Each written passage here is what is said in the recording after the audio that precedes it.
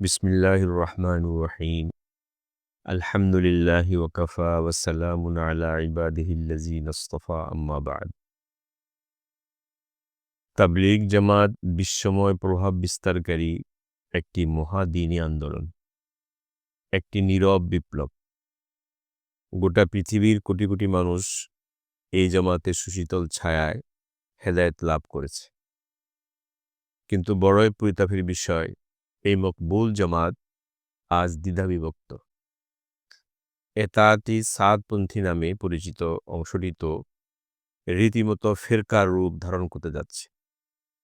তাই আজকের অবসরে এ বিষয়ে কয়েকটি কথা আরজ করার ইচ্ছা। ওয়ামা তৌফিক ইল্লা বিল্লাহ। প্রথম কথা, আহলে সুন্নাত ওয়াল জামাতের বৈশিষ্ট্য হল উলামায়ে কেরামের প্রতি আস্থা, আজমত পোষণ করা। কারণ তারা দ্বীনের ধারক বাহক, সকল দ্বীনি কাজের তত্ত্বাবধায়ক। গোটা আলেম সমাজের প্রতি অবজ্ঞা, অশ্রদ্ধা, বিদ্বেষ এটা বহু গুমরাহির কারণ। সব বাতিলের মাঝে এলেম বিদ্বেষ, উলামা বিদ্বেষ লক্ষ্য করা যায়। সব বাতিলের মিশন হলো আওয়ামকে উলামা থেকে বিচ্ছিন্ন করা। কোনো ব্যক্তি আলেমের সাথে কারো বিরোধ, বিদ্বেষ থাকতে পারে, কিন্তু গোটা আলেম সমাজকে হেয় প্রতিপন্ন করা, অবজ্ঞা করা ইসলাম ও মুসলমানের ভয়াবহ ক্ষতির কারণ।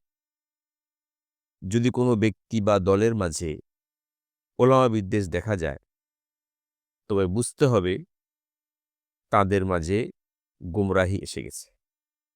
সাদপন্থীদের একটি বড় গুমরাহি এটা। দ্বিতীয় কথা, ইসলামের নামে চরমপন্থা, উগ্রতা, নৃশংসতা বাতিলপন্থী খারজিদের বৈশিষ্ট্য।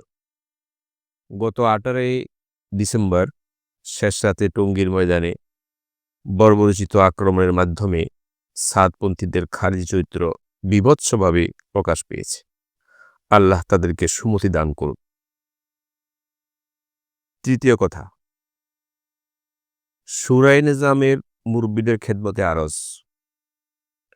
উলামায়ে কেরামের তত্ত্বাবধানে চলার অর্থ শুধু বিপদে পড়লে তাদের শরণাপন্ন হওয়া নয়, বরং আসল তত্ত্বাবধান হল দ্বীনি, এলমি ও ফিকরি ক্ষেত্রে তাদের রাহনুমাই, নির্দেশনা মেনে চলা এবং সে অনুযায়ী নিজেদের ভুল ত্রুটি ও বিচ্যুতিগুলো সংশোধন করা।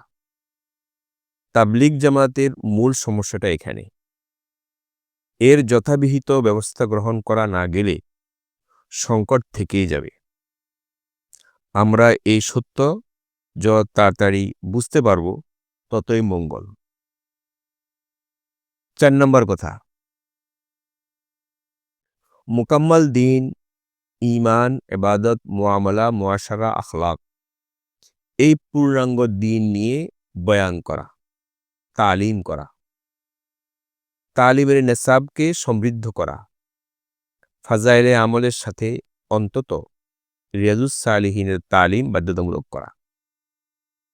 6 নম্বর কথা, প্রত্যেক মারকাজে, বয়ানগুলোতে দাওয়াত ও তাবলীগের মেহনতে জোড়ার সাথে সাথে হক্কানি উলামায়ে কেরামের সোহবত ও রাহনুমাই গ্রহণের উপর গুরুত্বারোপ করা। 7 নম্বর কথা, দাওয়াত ও তাবলীগের সাথীদের ব্যক্তিগত পড়াশোনা ও প্রয়োজনীয় দ্বীনি এলেম অর্জনের উদ্দেশ্যে একটি সংক্ষিপ্ত নেসাব তৈরি করা।